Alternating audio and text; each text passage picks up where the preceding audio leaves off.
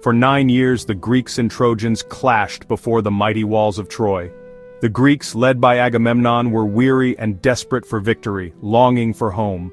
The Trojans, protected by their gods and led by Hector, endured constant fear and hardship. The gods themselves were divided. Hera and Athena favored the Greeks, while Aphrodite and Apollo aided Troy. The war dragged on, fueled by pride, vengeance, and divine meddling. Both armies suffered, their hopes fading as the siege continued. The fate of Troy hung in the balance, with neither side willing to yield. The gods watched, their rivalries shaping the conflict below. The stage was set for a final, decisive confrontation. The world waited for the war's end, uncertain who would triumph. On a night thick with tension and the distant rumble of thunder, Zeus, the king of the gods, gazed down from his stormy throne atop Mount Olympus. The fate of mortals was ever his plaything, and tonight, he resolved to tip the scales of war. The Greeks, weary and battered from years of siege, lay restless in their tents, while the Trojans waited anxiously behind their walls. But Zeus, seeking to honor the memory of the fallen Achilles and to stir the hearts of men, devised a cunning plan to mislead the Greeks and set new events in motion. He wished to inspire the Greeks with hope, to make them believe that victory was within their grasp, even as the gods themselves played their own secret games above. Summoning a dream spirit, Zeus sent it gliding silently through the night air, into the tent of Agamemnon, the proud leader of the Greeks. The spirit took on the familiar form of Nestor, the wise and trusted elder, so that Agamemnon would not doubt its words. Leaning close, the spirit whispered urgently, "Victory is at hand, the gods favor you. Gather your warriors and strike at Troy with the coming dawn. Delay no longer, now is your moment." Agamemnon awoke with a start, the dream vivid in his mind, his heart pounding with excitement and certainty. He was utterly convinced that the gods themselves had spoken to him, promising triumph at last.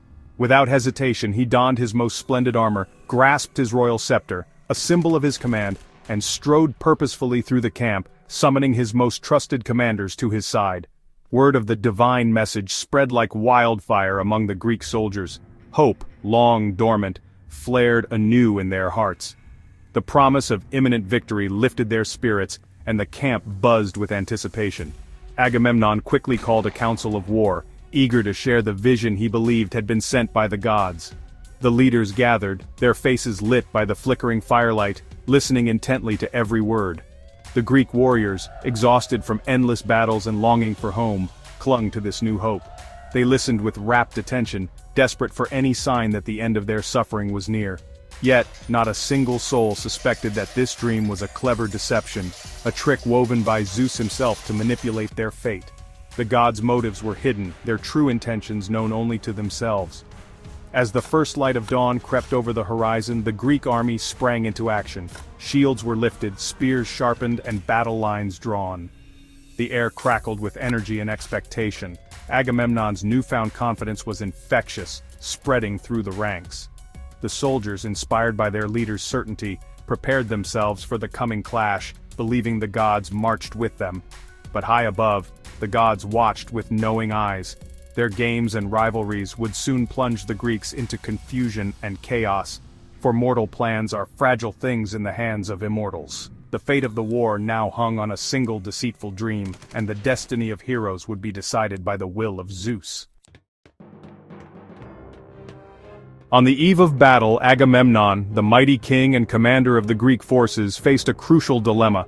He knew that the long siege of Troy had worn down his men, and doubts about victory gnawed at their spirits.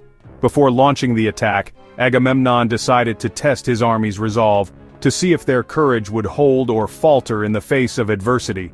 Gathering his commanders and the rank and file, Agamemnon raised his voice above the murmurs of the camp.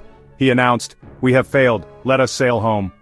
His words echoed through the ranks, heavy with disappointment and finality, as if the gods themselves had abandoned their cause. The soldiers, stunned by their leader's proclamation, erupted in unexpected joy. Wearied by years of hardship and longing for their distant homes, they rushed to the ships, desperate to return to their families and the lives they had left behind.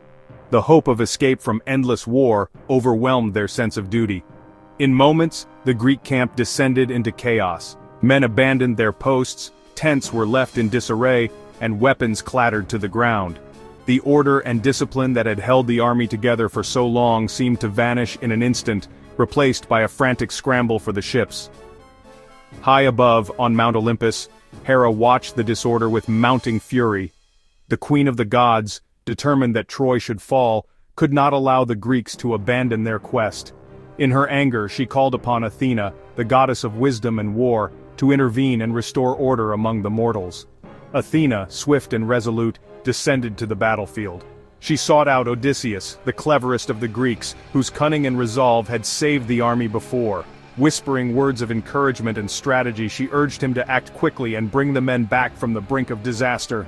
Odysseus, seizing Agamemnon's scepter as a symbol of authority, strode into the panicked crowd. His presence was commanding, his voice cutting through the noise as he called the men to attention. He shamed the leaders for their weakness and berated the common soldiers for their lack of discipline.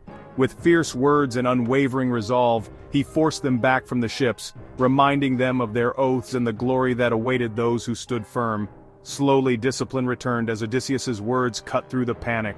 The men, chastened and ashamed, halted their flight and began to regroup, their hopes of home replaced by a renewed sense of duty.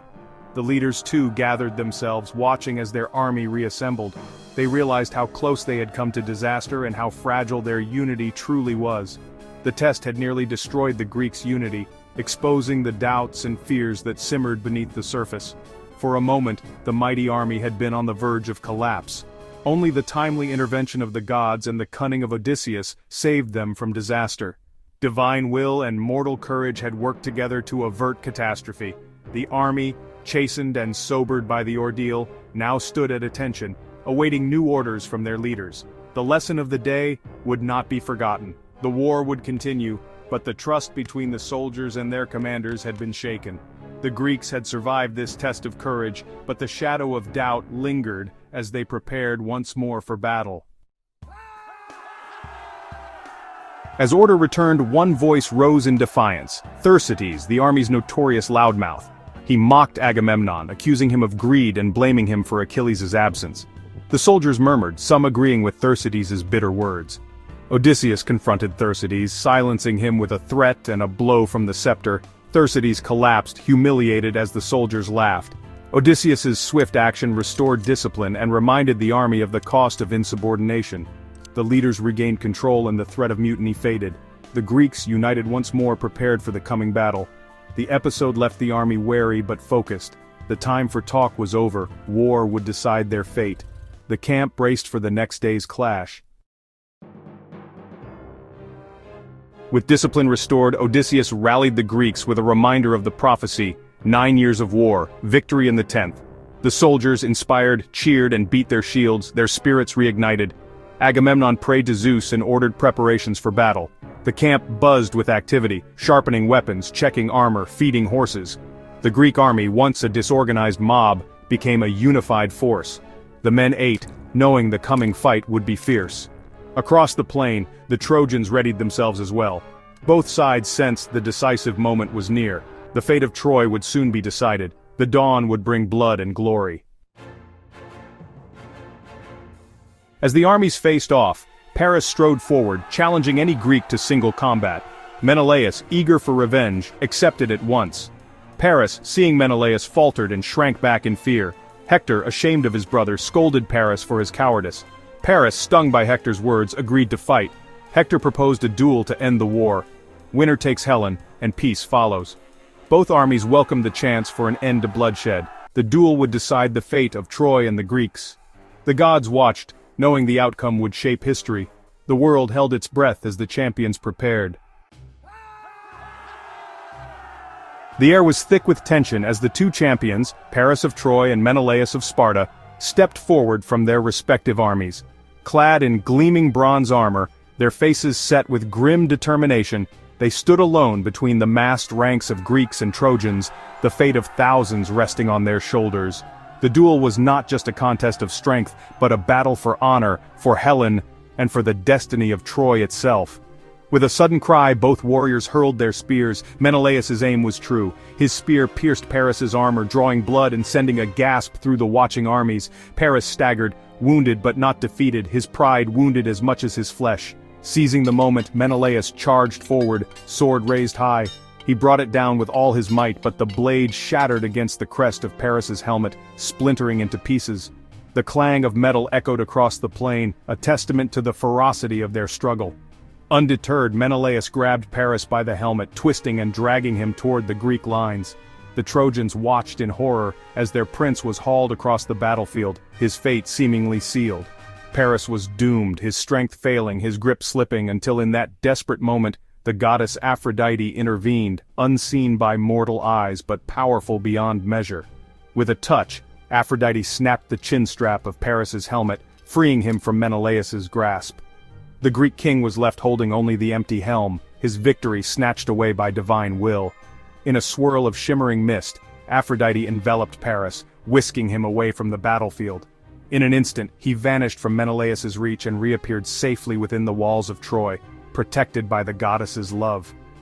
Menelaus stood alone in the center of the field, clutching the empty helmet, his face a mask of frustration and disbelief. The Greeks, who had tasted the sweetness of imminent victory, now felt it slip through their fingers. Both armies fell silent, the outcome uncertain. Was the war over, or had the gods themselves decided otherwise? The tension on the plain was palpable, every soldier waiting for the next move. Agamemnon, king of the Greeks, stepped forward and demanded that the Trojans honor the duel's outcome and return Helen as agreed. He called for an end to the bloodshed, believing the gods had granted them victory. The Greek soldiers began to celebrate, convinced that the long and bitter war was finally at its end, and that Helen would soon be restored to her homeland. But high above the battlefield, the gods watched with restless eyes. The outcome did not please all the immortals, and the threads of fate were far from settled. Hera and Athena, both bitterly opposed to Troy, were unsatisfied with the fragile peace. Together they began to plot, determined to shatter the truce and ensure Troy's destruction. The fate of Troy now hung by a thread. The city's people, unaware of the divine schemes unfolding above, waited anxiously, sensing that the end of the war was slipping away. The gods' meddling would soon reignite the conflict, plunging both mortals and immortals back into the chaos of war. Hera, furious at the prospect of peace, convinced Zeus to let her intervene. She sent Athena to the battlefield, disguised as a Trojan. Athena found Pandarus, a skilled archer, and tempted him to break the truce. Pandarus, blinded by ambition, loosed an arrow at Menelaus. The arrow struck Menelaus, drawing blood and shattering the sacred oath. Agamemnon, enraged, declared the truce broken and demanded vengeance. The Greeks, furious at the betrayal, prepared for renewed battle. The hope for peace vanished in an instant. The gods' schemes had doomed both armies to more suffering. The war, meant to end with a duel, would rage on. The Greeks' anger burned hotter than ever. The cycle of violence would not be broken so easily. Troy's fate was sealed by divine treachery. The arrow that struck Menelaus reignited the war. Athena, having caused the truce to break, ensured Menelaus survived. Agamemnon, seeing his brother wounded, called for vengeance. The Greeks, united in outrage, armed themselves for battle. The Trojans' betrayal erased any hope for peace. The armies clashed once more, driven by rage and divine manipulation. The gods watched, their rivalries fueling the bloodshed. The brief hope for an end was gone. The war would continue, more brutal than ever. The duel had only deepened the hatred between the two sides. Troy's destiny would be written in blood and fire. The gods' interference ensured the conflict would not end soon. The world braced for the storm to come.